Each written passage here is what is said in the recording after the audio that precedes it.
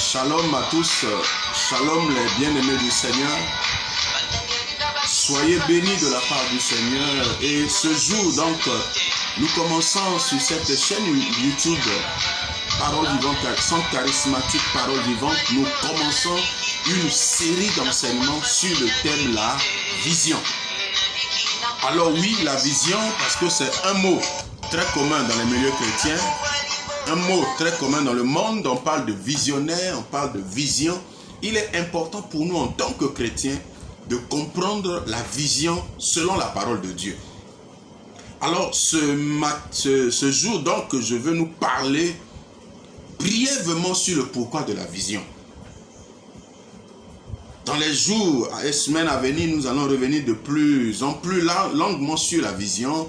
Nous allons définir la vision et parler de beaucoup d'aspects de la vision. Mais ce jour, Dieu m'a inspiré de nous parler du pourquoi de la vision. Pourquoi est-ce que Dieu donne des visions aux hommes? Pourquoi est-ce que les hommes doivent avoir des visions? Alors donc, cela nous amène à lire Néhémie chapitre 1. Néhémie chapitre 1, nous allons lire à partir du verset 1er. La Bible dit, parole de Néhémie, fils de Hakalia, au mois de Kislev, la 20e année, comme j'étais à Suse dans la capitale, Anani, l'un de mes frères, et quelques hommes arrivaient donc de Juda, je les questionnais au sujet des Juifs réchappés qui étaient restés de la captivité et au sujet de Jérusalem. Ils me répondirent, ceux qui sont restés de la captivité sont là dans la province au comble du malheur et de l'opprobre. Les murailles de Jérusalem sont en ruine et ses portes sont consumées par le feu. Alors que j'entendis ces choses, je m'assis, je pleurais et je fus plusieurs jours dans la désolation. Je jeûnais, je priais devant le Dieu des cieux. Alors, bien-aimés dans le Seigneur, nous allons voir que Néhémie au départ n'avait pas de vision, n'avait pas la vision. Enfin, il n'a pas commencé avec la vision, mais la vision est venue avec le temps.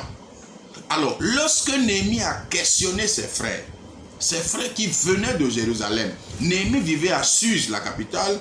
Néhémie était chanson du roi, l'homme qui apportait le vin devant le roi.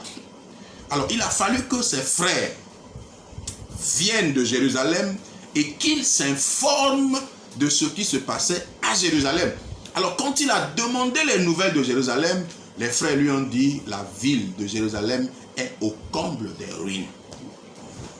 Oui, la vision de Néhémie est née parce qu'il y avait un besoin. Il y avait un besoin à Jérusalem. Le besoin de Jérusalem était que ses murailles soient rebâties, que ses murailles soient reconstruites. Alors, la vision de Néhémie va naître à cause de ce besoin. Bien-aimés dans le Seigneur, le pourquoi de la vision, la vision répond à un besoin. La vision vient régler un problème qu'il y a sur la terre. Vous ne pouvez pas avoir une vision pour vous-même. Vous ne pouvez pas avoir une vision pour satisfaire vos désirs. Vous ne pouvez pas avoir vision parce que vous voulez soi-même atteindre vos objectifs. Vous devez avoir une vision pour répondre à un besoin. Et ce besoin, généralement, est un besoin de service. Dieu avait une vision, une grande vision pour l'humanité. La vision de Dieu était de sauver l'humanité de ses péchés.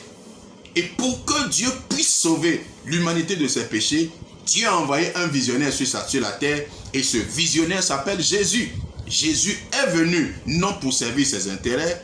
Jésus est venu non pour se faire un nom, mais Jésus est venu pour servir. C'est pourquoi la Bible nous dit qu'il a pris la forme de serviteur, se rendant obéissant jusqu'à la mort et même jusqu'à la mort de la croix. Bien-aimés dans le Seigneur, nous avons besoin de comprendre que la vision que Dieu nous communique, la vision que nous voulons avoir, ce n'est pas pour nous. Ce n'est pas pour nous satisfaire. Ce n'est pas pour atteindre nos buts, nos objectifs. La vision que Dieu nous donne, c'est pour atteindre ses objectifs. Et cette vision, c'est qu'il y a un besoin sur la terre. L'homme même a une vision. Quand Dieu a créé toutes choses, au commencement, la Bible nous dit que Dieu créa l'homme à son image et selon sa ressemblance. Mais le même livre de Genèse chapitre 2 va nous relater le pourquoi est-ce que Dieu a créé l'homme. L'une des raisons est que Dieu avait un besoin sur la terre. Il y avait un besoin. Le besoin est qu'il n'y avait pas sur la terre d'homme pour cultiver la terre. Alors si Dieu a créé Adam, ce n'est pas pour rien que Dieu l'a placé dans le jardin d'Éden pour qu'il puisse cultiver le jardin. C'est parce que Dieu avait un besoin. Donc la vision de Dieu était de créer un homme qui allait combler ce besoin qu'il y avait sur la terre, le besoin de cultiver la terre. C'est pourquoi au commencement, quand Dieu a créé les cieux et la terre, la Bible dit qu'il n'y avait pas de... La pluie ne tombait pas encore sur la terre. Il n'y avait pas des arbres sur la terre parce qu'il n'y avait point d'homme pour cultiver la terre. Et nous pouvons le lire donc ensemble dans Genèse chapitre 4, dans Genèse chapitre 2 plutôt. Genèse chapitre 2, verset 4, on dit « Voici les origines des cieux et de la terre. Quand ils furent créés, lorsque l'Éternel Dieu fit une terre et des cieux, aucun arbuste des champs n'était encore sur la terre et aucune herbe des champs ne germait encore. Car l'Éternel Dieu n'avait pas fait pleuvoir sur la terre et il n'y avait point d'homme pour cultiver le sol. » Donc Dieu a créé toutes choses, mais Dieu n'a pas envoyé la pluie sur la terre. Dieu n'a pas permis qu'il y ait des arbres et des herbes sur la terre parce qu'il n'y avait point d'homme pour cultiver. Alors donc c'était la vision de Dieu d'amener un homme qui allait pouvoir créer, qui allait pouvoir cultiver la terre. C'est alors que Dieu est allé créer Adam et Dieu l'a établi pour qu'il puisse cultiver le jardin. Bien-aimés dans le Seigneur, la vision nous est donnée pour répondre à un besoin.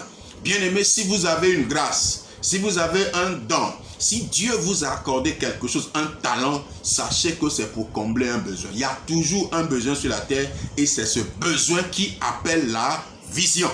Sans besoin, il n'y a pas de vision. Bien-aimé, la vision, c'est la réponse à un besoin qu'il y a sur la terre.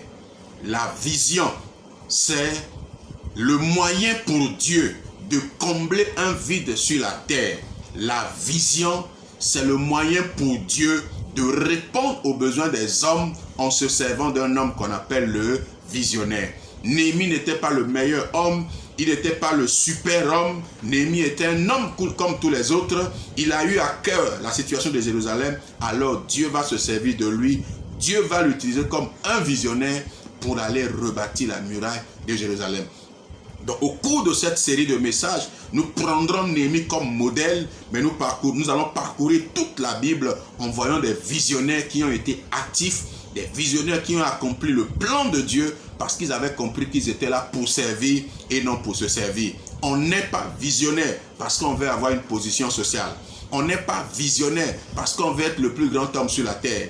On n'est pas visionnaire parce qu'on recherche un titre. On n'est pas visionnaire parce qu'on recherche un profit. On est visionnaire parce qu'on veut servir. On veut combler un besoin. On est visionnaire parce qu'on a compris que sur la terre, les hommes ont des besoins et nous sommes l'instrument que Dieu veut utiliser pour combler ce besoin. Nous ne sommes pas visionnaires pour que les hommes soient à notre solde. Nous ne sommes pas visionnaires pour pouvoir dominer sur les hommes. Nous ne sommes pas visionnaires parce que nous voulons nous servir des hommes comme un piédestal pour monter et aller plus haut. Nous ne sommes pas visionnaires pour ces choses. Nous sommes visionnaires parce que nous voulons servir. Nous sommes visionnaires parce que nous avons compris que Dieu veut nous utiliser comme un instrument pour répondre à un besoin précis qui se trouve sur la terre. Bien aimé, quand vous avez une vision, vous devez comprendre exactement le but de votre vision. Qu'est-ce que vous visez à travers votre vision? Néhémie avait une vision claire et précise. Sa vision, c'était de rebâtir les murailles de Jérusalem. Alors, quelle vision avez-vous, leader? Quelle vision avez-vous, leader ecclésiastique? Quelle vision avez-vous, leader entrepreneurial? Vous êtes leader, vous êtes chef d'entreprise. Quelle est votre vision précise? Bien aimé, nous devons avoir une vision précise et savoir exactement ce que nous voulons accomplir dans notre vision. C'est pourquoi Néhémie n'a pas été distrait. Tout ce qui s'est passé autour de lui ne l'a pas distrait parce qu'il savait exactement où il allait. Il savait l'objectif qu'il devait atteindre. Sa vision était claire et précise. Rebâtir la muraille de Jérusalem. Bien aimé, tu dois avoir une vision claire, une vision précise de ce que Dieu t'a envoyé pour faire. Chacun de nous sur la terre est un visionnaire parce que nous sommes créés pour combler un vide sur la terre. Il y a un problème sur la terre que nous sommes les seules personnes à pouvoir le régler. C'est pourquoi Dieu nous a donné une vision. Que Dieu bénisse sa parole. Shalom et à bientôt.